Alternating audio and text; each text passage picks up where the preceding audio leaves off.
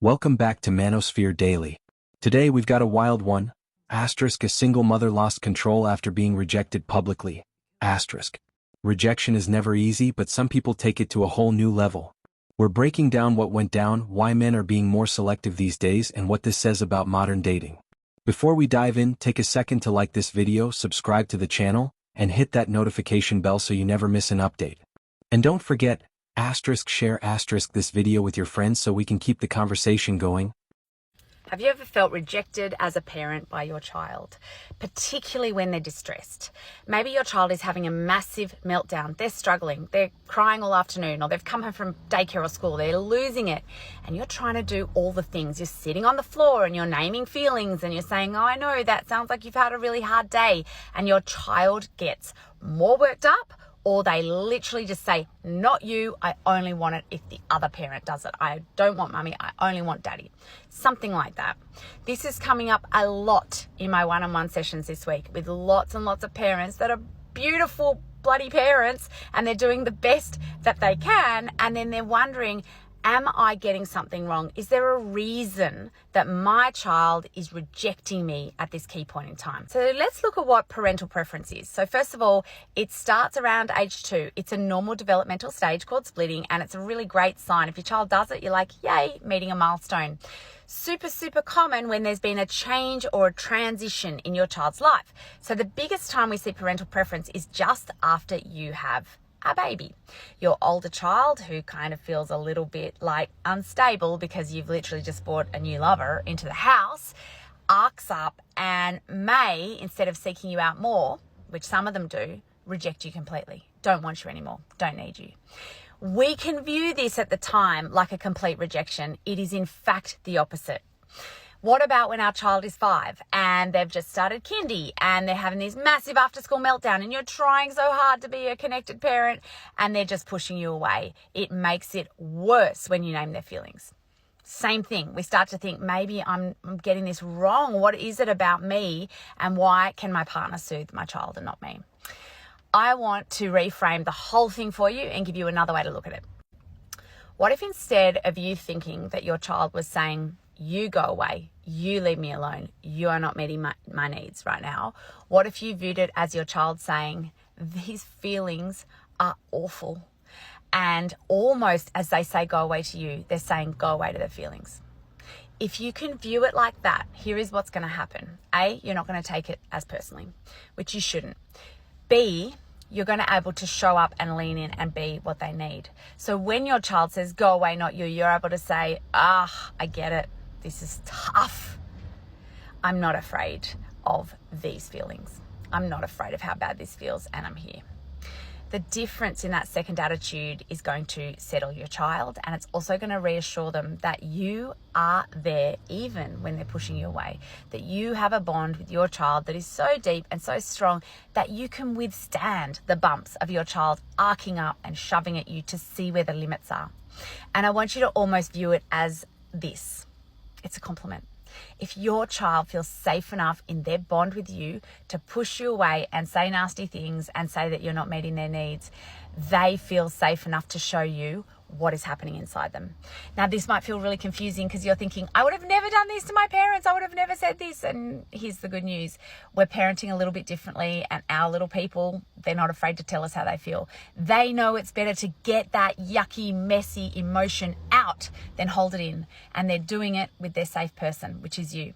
So here is what I'd say. You don't always have to lean into parental preference and stand your ground. You can sometimes say, you want daddy? That's fine. I got you. Okay? I'm still not ruffled by this.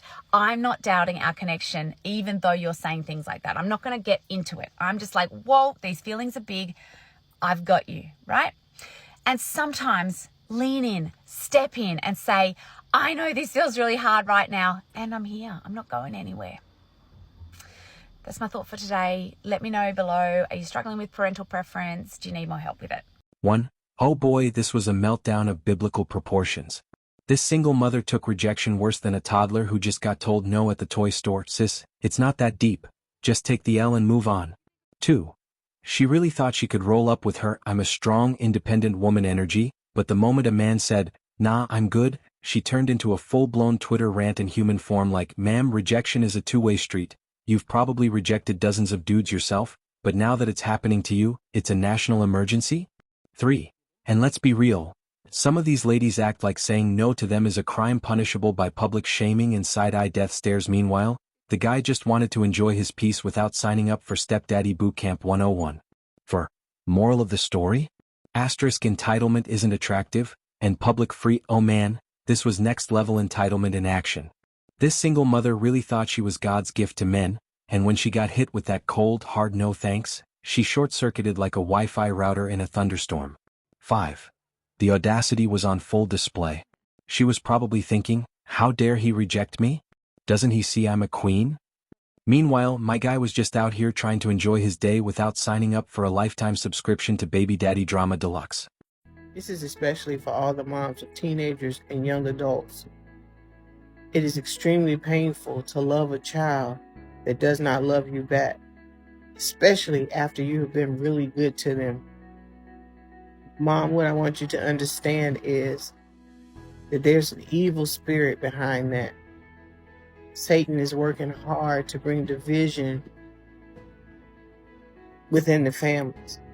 And when a child approaches the teenage years, he works extremely hard to usher in a spirit of rebellion. And once he's successful at that, it just opens up the door to so many other spirits. It is not you. If you have tried your very best to be a very loving parent, know that that is a spirit of Satan, and you have to fight that in the spirit with the word of God and prayer. 6. And let's not forget, if the roles were reversed, she wouldn't think twice about rejecting a man.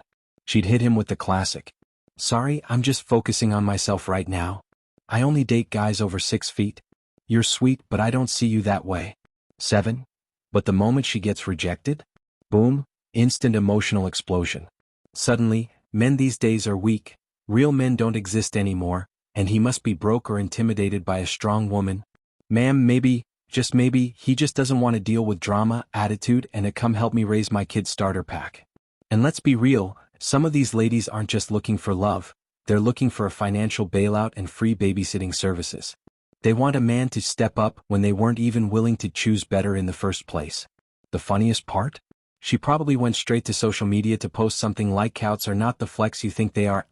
Maybe instead of melting down, it's time for some self-reflection, but hey, I guess accountability is still on backorder.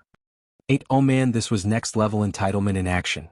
This single mother really thought she was God's gift to men, and when she got hit with that cold, hard no thanks, she short-circuited like a Wi-Fi router in a thunderstorm.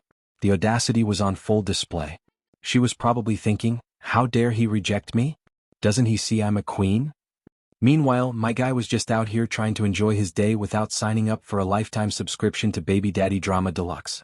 And let's not forget, if the roles were reversed, she wouldn't think twice about rejecting a man. She'd hit him with the classic, "Sorry, I'm just focusing on myself right now. I only date guys over 6 feet. You're sweet, but I don't see you that way." I have a whole kid. And what? And what? And what? I'm sorry, you got a whole kid. And what? And what? And what? Would you date a woman with kids? And if you would, are there limitations? Like age ranges, the amount of kids,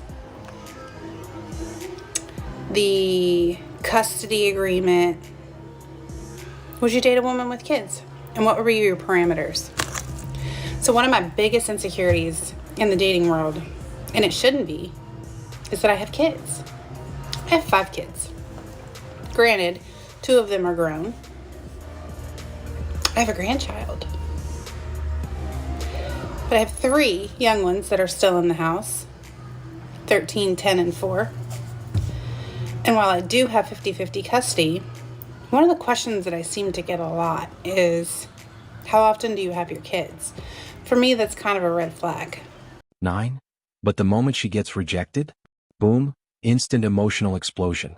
Suddenly, men these days are weak, real men don't exist anymore, and he must be broke or intimidated by a strong woman. Ma'am, maybe, Just maybe he just doesn't want to deal with drama, attitude, and a come help me raise my kid starter pack. And let's be real, some of these ladies aren't just looking for love, they're looking for a financial bailout and free babysitting services. They want a man to step up when they weren't even willing to choose better in the first place. The funniest part? She probably went straight to social media to post something like, "And that's a wrap on today's discussion.